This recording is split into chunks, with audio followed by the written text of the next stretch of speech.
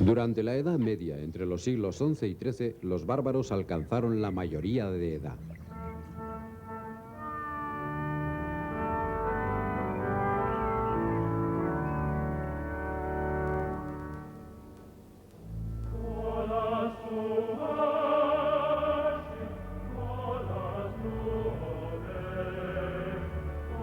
Este proceso daría paso a uno de los periodos artísticos y arquitectónicos más fructíferos de la historia, la época de las grandes catedrales.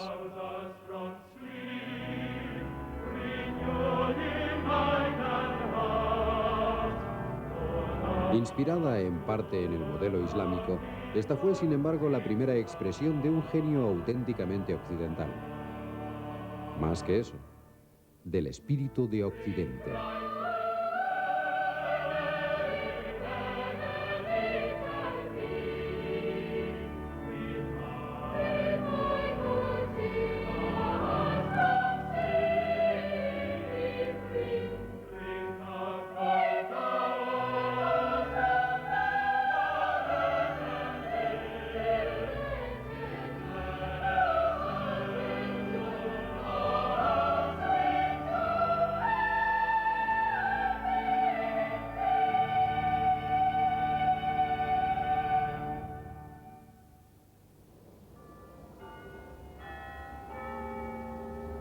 Sin embargo, incluso durante la época de las catedrales, las fuerzas sociales consiguieron eventualmente relajar el control que la Iglesia de Roma ejercía sobre los antiguos bárbaros.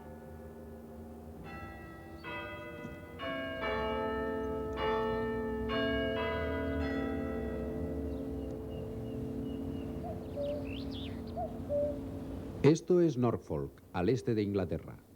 Hace 800 años se produjeron algunos cambios en la vida cotidiana de sus habitantes. Cambios que con el tiempo resultarían decisivos. Ello nos lleva a una de las cuestiones más fascinantes de historia del poder de Occidente. ¿Cómo es posible que las economías de países tan pequeños pudiesen dominar el mundo? En el año 1550, Inglaterra contaba todavía con solo medio millón de habitantes.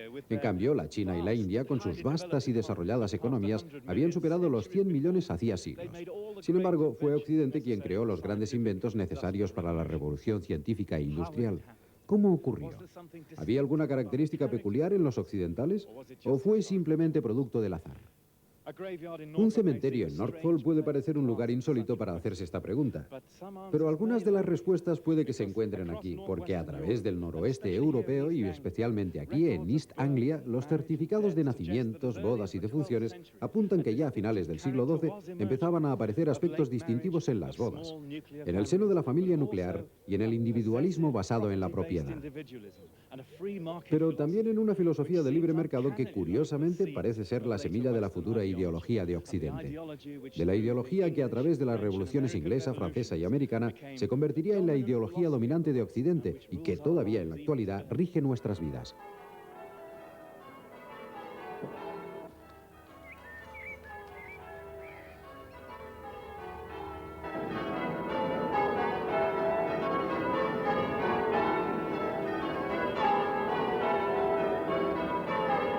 En algunas zonas de la Europa occidental, los hombres y las mujeres se casaban después de los 25 años y tenían pocos hijos. De este modo, los europeos empezaban a hacer lo que los chinos, por ejemplo, han tenido que hacer forzados por la ley. Esta fue la clave, no solo para el control de la natalidad, sino también de la acumulación de riquezas, ya que para asegurar la herencia y las propiedades no se necesitan familias numerosas.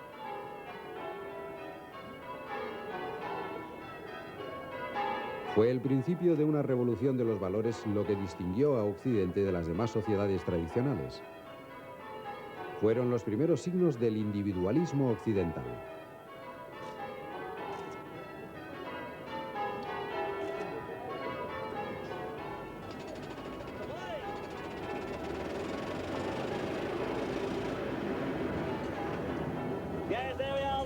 Suffolk punching, good order. What's the worth? 10, 31, 10, 18, 18, 12, I got 2, 14, 16, 18. Y el individualismo es la clave para el concepto de libertad occidental. Una idea que no tiene su origen en la antigua Atenas, sino aquí, en la Europa occidental. Aquí, el concepto de libertad basado en la propiedad pronto empezó a tomar forma. Era el origen del capitalismo.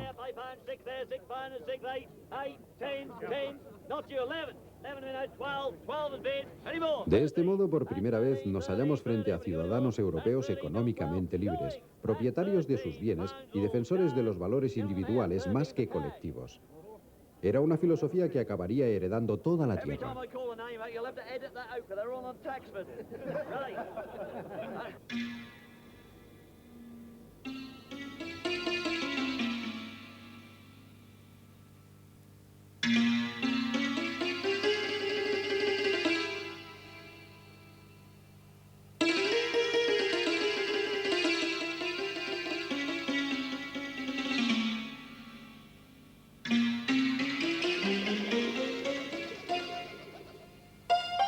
Todo esto ocurría cuando el gran generador de la cultura occidental estaba todavía gestándose.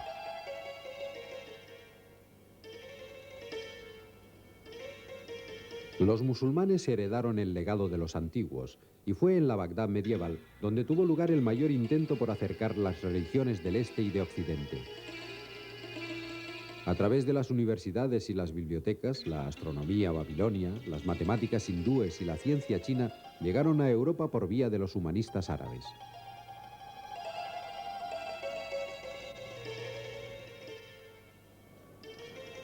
Fue uno de los grandes periodos multiculturales de la historia. Si pudiéramos combinar la fe islámica y la inteligencia judía, dijo uno, con una educación iraquí, la conducta cristiana, el saber griego, el misticismo hindú y una forma de vida sufí, habríamos alcanzado la perfección de la humanidad.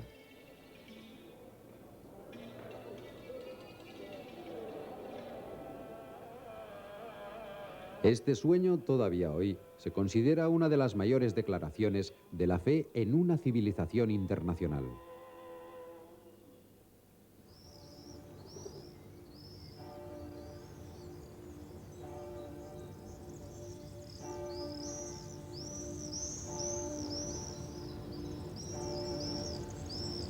Y ahora tendrá lugar el acontecimiento sobre el cual se asenta el curso de la historia moderna de Occidente. Un acontecimiento que abrió horizontes inimaginables y llevó de vuelta a Europa riquezas insospechadas que renovaron y transformaron el imperio espiritual de Roma, adornando los techos con oro azteca. La conquista del Nuevo Mundo.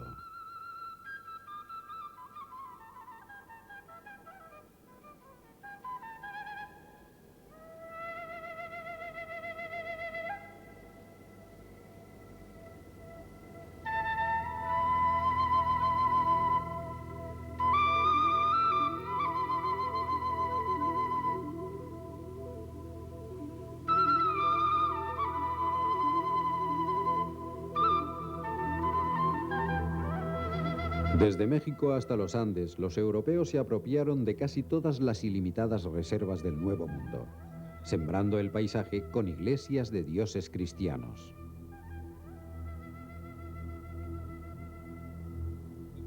La conquista trajo consigo un genocidio sin par en la historia del mundo. Durante el siglo que siguió al descubrimiento, 2/3 partes de la población indígena de las Américas murieron a causa de la violencia o las enfermedades. La cifra rondaba probablemente los 50 millones de personas. Colón escribió a la reina de España: nuestra cultura europea traerá la luz hacia la oscuridad de los nativos, y nosotros ganaremos oro, y con este oro podremos hacer cuanto queramos.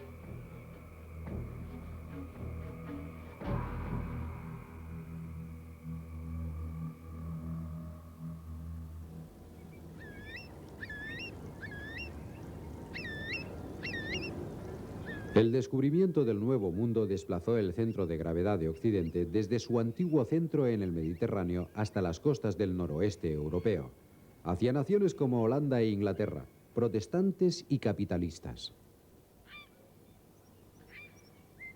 Maldon, un pequeño puerto en la costa este de Inglaterra, es uno de los símbolos de esa época.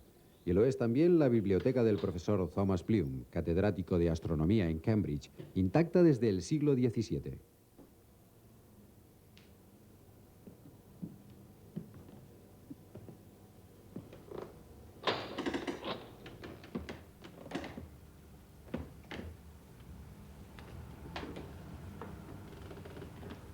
Los 17.000 volúmenes que alberga nos permiten adentrarnos en el mundo intelectual de aquella nueva civilización occidental en el preciso instante en que empezaba a dominar el mundo. Estas son traducciones de ciencias árabes y griegas. Aquí está la visión del cosmos de Galileo. Y Descartes, anatomizando las maravillas del cuerpo humano.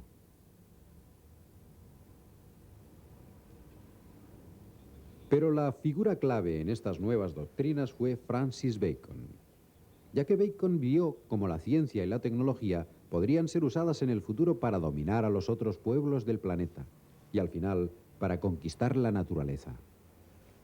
Es Bacon quien aparece ahora como el profeta de nuestro tiempo y el científico de la quinta esencia occidental. Esta nueva ciencia, esta nueva doctrina, tenía implicaciones decisivas para el futuro, tal como reconoció el propio Bacon, ya que si, tal como dijo, resultaba cierto que en temas humanos lo más práctico sería también lo más correcto en teoría, entonces la verdad misma podría definirse en términos de utilidad y conveniencia, y no de moral y religión. Así, como dijo Bacon, el hombre pudo convertirse en su propia ley y no depender de Dios. Esta es una de las ideas que fundaron la moderna civilización científica occidental, la cual explotaría y dominaría al mundo entero en nombre de esta nueva ciencia.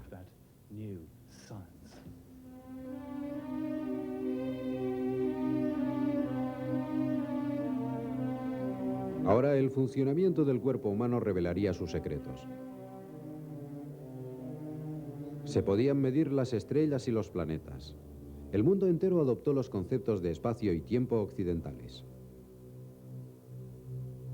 Sin embargo, cuando los jesuitas mostraron a los chinos un mapa del mundo, aquellos no podían dar crédito a los conocimientos de aquellos bárbaros, tal como se les llamaba. Hasta entonces, dijo uno, habían dibujado mapas del mundo en los cuales China lo ocupaba todo. Pero cuando vieron el mundo tan grande y que China era solo una parte de él, supieron que su mundo había cambiado.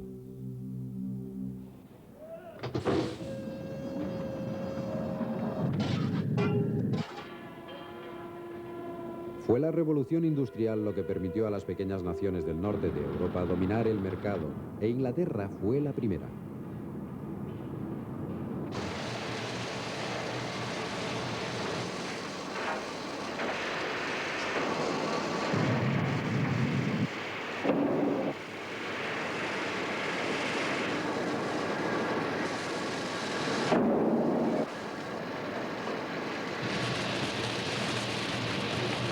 Hasta entonces, la mayoría de los grandes avances tecnológicos habían llegado de Asia, pero entonces Occidente tomaba la iniciativa.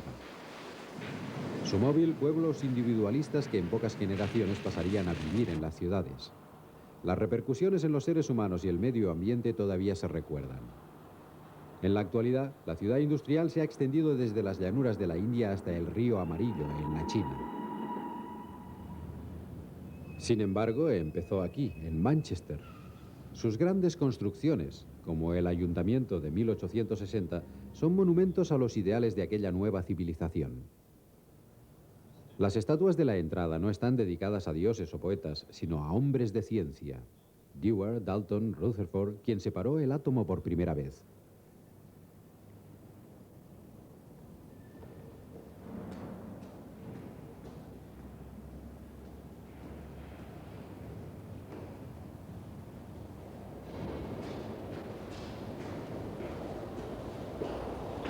El símbolo de la ciudad durante el siglo XIX fue la abeja trabajadora, con el lema prudencia y trabajo duro.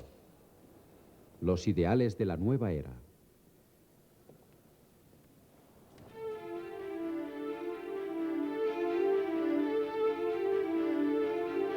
Los visitantes extranjeros quedaron muy impresionados por este heroico materialismo. Es un pueblo con un talento extraordinario, dijo un diplomático chino. ¿Cómo podemos seguir llamándoles bárbaros ahora que han tomado el relevo de la civilización?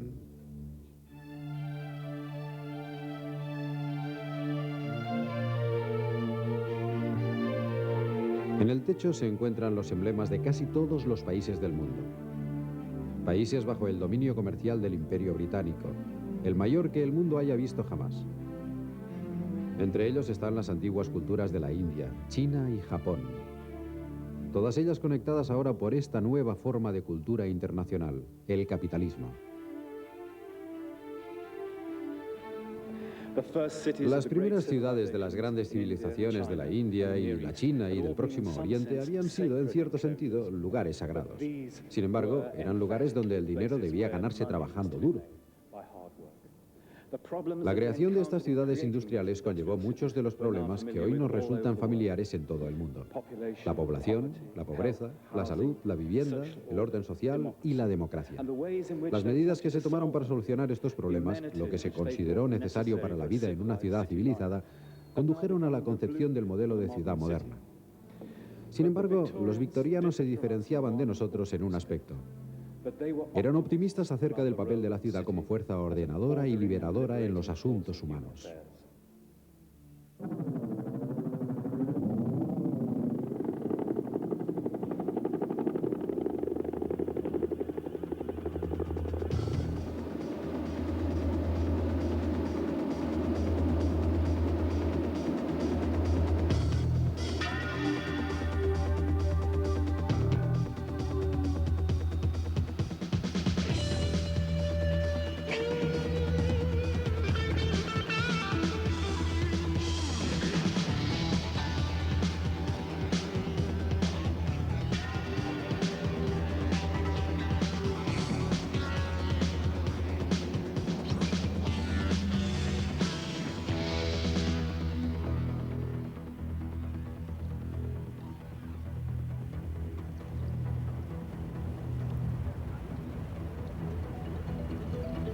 Principios de verano en Washington, D.C. El líder del moderno Occidente se prepara para celebrar la victoria en la Guerra del Golfo de 1991. Alrededor de los obeliscos egipcios y de los templos griegos y romanos, se proclama que los Estados Unidos son los herederos del legado no solo europeo, sino también de la antigua Grecia, Roma y también de Egipto. Nunca en la historia del mundo había residido el poder en manos de una sola nación. Los ideales de este nuevo orden están todos aquí, religiosamente conservados en mármol. Son nobles ideales. El Lincoln Memorial, basado en el Partenón de Atenas, es el monumento dedicado a uno de los hombres que llevó a sus gentes a la guerra civil en defensa de los ideales de la Ilustración y de la Revolución Francesa. La creencia de que todos nacemos iguales, con derecho a la libertad y a la felicidad.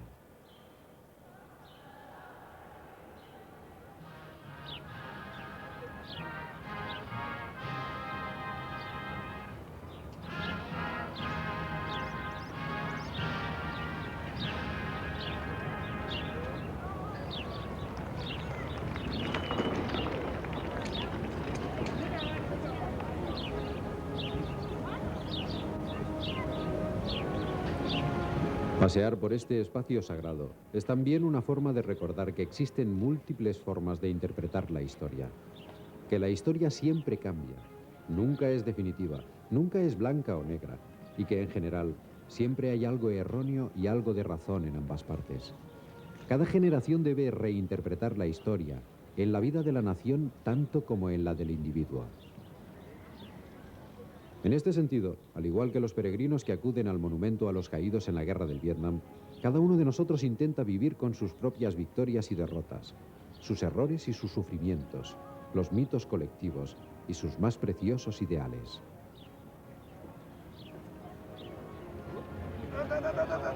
There we go. Okay. Want to put the helmet on?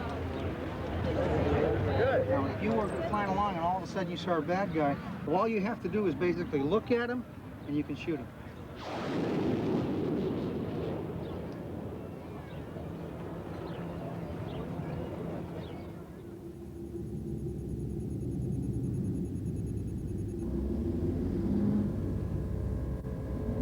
En la actualidad, con el desarrollo de la tecnología y los medios audiovisuales, se ha labrado la llegada de la cultura única. Como ideología mundial, nuestro capitalismo liberal y democrático no parece tener rival. Sin embargo, entre los países ricos de Occidente se extiende una profunda intranquilidad. El sentimiento creciente de que el sistema de vida occidental ya no es tolerable, ni en la moral ni en la práctica, a causa de la polución, la destrucción medioambiental y la continua explotación de la mayoría de la humanidad. Si esta intranquilidad es justificable, y seguro que lo es, entonces la pregunta de la próxima generación es simple. ¿Bastan los valores de Occidente en ellos mismos para garantizar la salud del planeta?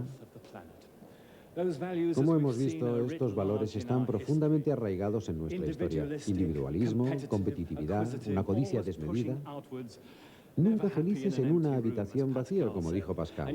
Y sin embargo, son los promotores de esta visión del mundo los que tienen en sus manos el futuro del planeta.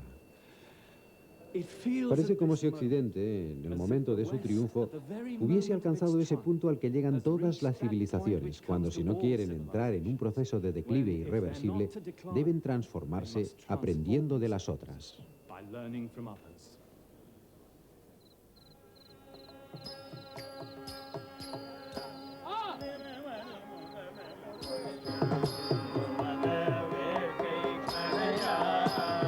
La crisis terrenal y espiritual a la que nos enfrentamos no puede solucionarla un solo pueblo.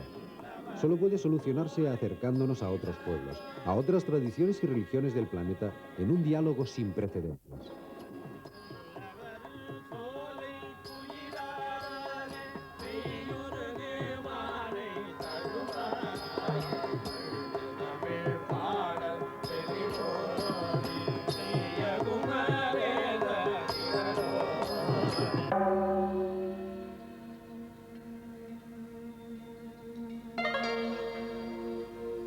Todavía hoy, al final de este siglo de destrucción, permanecen muchas tradiciones alternativas.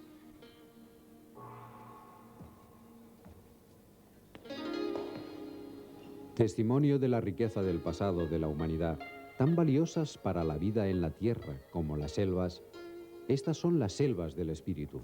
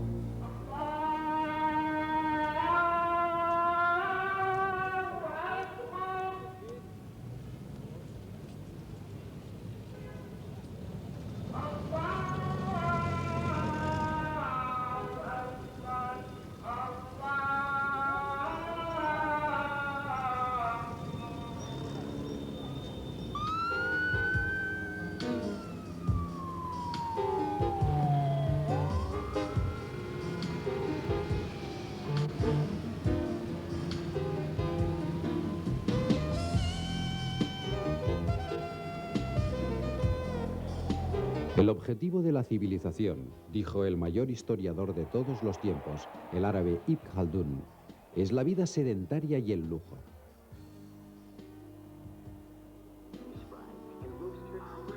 Pero existe un límite que no puede transgredirse. Cuando el lujo y la prosperidad llegan a un pueblo, le siguen el consumismo y el despilfarro.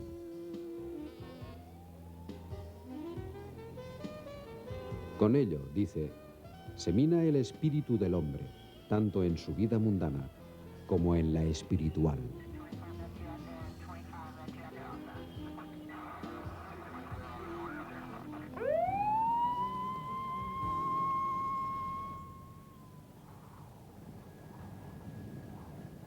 Todavía queda un último viaje en esta búsqueda de los orígenes de la civilización. Un viaje hacia el punto de partida, hacia el sur de Irak, hacia el jardín del Edén y hacia Uruk, la primera ciudad de la Tierra.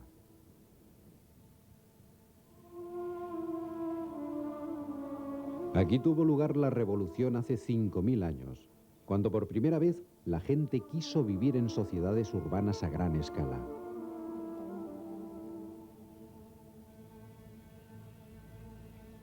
Una catástrofe natural la redujo a un simple desierto.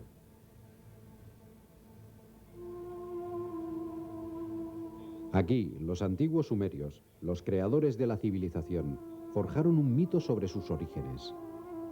Según dicen, fue un negocio con el diablo, pues éste les ofreció todos los placeres de la vida: el arte y el sexo, las leyes, la justicia y los ideales más nobles de la humanidad. Pero también trajo la destrucción, la violencia, la crueldad y el miedo. Todo esto es la civilización, dijeron el dios y la sabiduría sumerios. Y si queréis sus ventajas, debéis quedaros con todas sus características. Es cosa vuestra utilizarlas con prudencia y sabiduría.